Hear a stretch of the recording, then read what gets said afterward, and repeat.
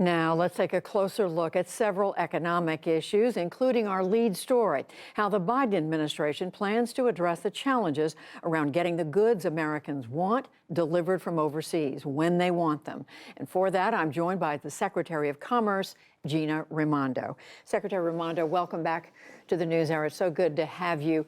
We listened carefully to what the president had to say today. People are saying it's a step in the right direction, but he's also saying a lot depends on the private sector.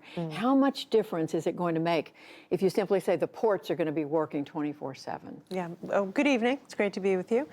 It will make a huge difference. I mean, what the president did today is significant in showing the leadership necessary to have these two of America's largest ports open 24/7.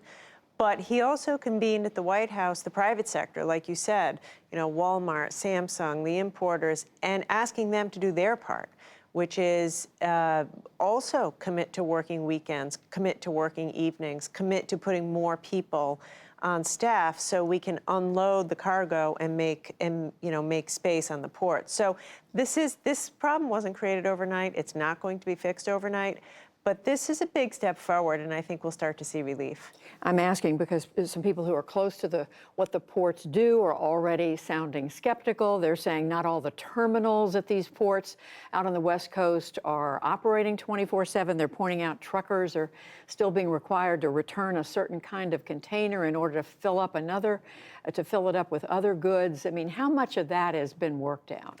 We are working through all of those details. I will say this is, within the administration, a 24/7 effort on our end. The ports will go 24/7, we're 24/7. It's incredibly complex. All of these supply chain issues we're grappling with are incredibly complex. So as I say, there's no one fix. The ports have to be open 24/7. The private sector has to step up and do their part, hire more people, have, nights and weekends. Logistics experts are coming in to help, Secretary Buttigieg and the White House and my team. We're going through the details to make sure that we unclog the bottleneck at every level. And does that mean what people want in time for Christmas is going to make it? I mean, what is the timetable you're looking at? Look, that's the big question. Consumers are struggling right now. I'm sure you see it yourself. Things are more expensive. It's harder to get what you want as fast as you want it. And I think we all have to be a little bit patient, but we're still in October, so I'm optimistic for a good Christmas. I think we're going to start to see progress over the next 30, 60 days because of the actions we're starting today. And we know this is not just a pandemic-related thing. It's e-commerce is the wave of the future. That's exactly right. And a lot of what we're struggling with is, we had been primarily a services economy. Then when COVID came, everybody stayed home and started buying things. And we haven't yet caught up. So we just need a bit more time to get the supply chains moving again so we can increase the supply, prices will come down, and people will be able to access what they want and need. Let me ask you about another part of this supply and demand mismatch that we're dealing with right now, and a very big part of it, and that's semiconductors. You've been very focused on that piece of the problem. These are the tiny computer chips that power everything from cars to smartphones to every imaginable kind of appliance. How long are those bottlenecks going to be with us?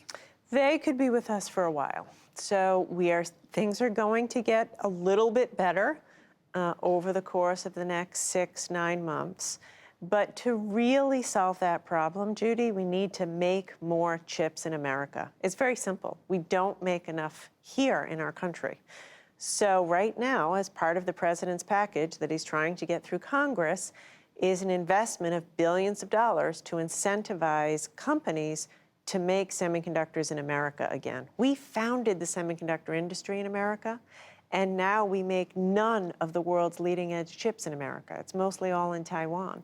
Right. So, I am extremely focused on this. We are working with suppliers to encourage more transparency, pushing them to the limit to increase production. But the real solution here is what President Biden's asking for, which is investments in American manufacturing. And again, what people are asking is how long is this going to take? You mentioned Taiwan. China is also a piece of this puzzle. We did hear the president say this afternoon we should never have to rely on one country for goods, especially when that one country does not share our values. I mean, that sounds like he's in a hurry to get this done. He's in a hurry. He needs to be in a hurry. He feels the pain of the American people who can't buy their cars, can't buy their trucks. Trucking companies can't put the fleet, you can't buy what they need because trucks and cars and medical equipment are all being held up for want of semiconductors. So he is in a hurry, we are in a hurry, but Congress needs to be in a hurry and go ahead and pass the Build Back Better legislation so we can get to work. Best case scenario, when should Americans look for semiconductors to be made in any significant quantity? Yeah. I think you'll start to see improvement next year. You know, it'll take years, really, but into 2022, we will start to see relief in the semiconductor supply chain. The broader economy, inflation, everybody's talking about it now. New numbers out today. We see it's running much higher than the administration's experts, the Federal Reserve, had been forecasting. How long-term a problem do you believe it is, and how much concern do you have that whatever the concrete factors are, that higher prices get built into people's expectations, and then that begins to have a self-fulfilling effect on how much things cost? So this is a tough one because we believe it's temporary, but that doesn't mean it's not real right now. So if you're going to the grocery store or you're filling up your car with gas, prices are higher, and that is hard for Americans. That's a reality. That's today's reality. But we're working like crazy to make sure it's temporary. And the reason I believe it's temporary is, we track this every day, all day. It's still primarily related to COVID. So car prices are high. Used car prices are high. That goes directly to the lack of semiconductors. Other prices are high. Our manufacturing sector hasn't ramped up again post-COVID. So I'm hopeful with a little bit of time, with the investments that Congress has to make in workforce, in manufacturing, in infrastructure, we will be able to keep a lid on inflation. But I don't want to take anything away from the fact that at the moment, if you're listening to me, you're saying, yeah, but it's expensive. And so we have to work to make sure it's temporary. And I hear you saying it's short term, but just a moment ago, you said it's going to take time, for example, to get the semiconductor issue worked through. So it's hard for someone looking at this to see how these prices just quickly start to come down. Yeah, I don't think there is a quick fix. I will say, though, if you look at, say, lumber, a few months ago, lumber prices were shooting through the roof. We've worked hard on that. We and the White House have done convenings with the lumber industry. Those prices have come down, and they're coming down.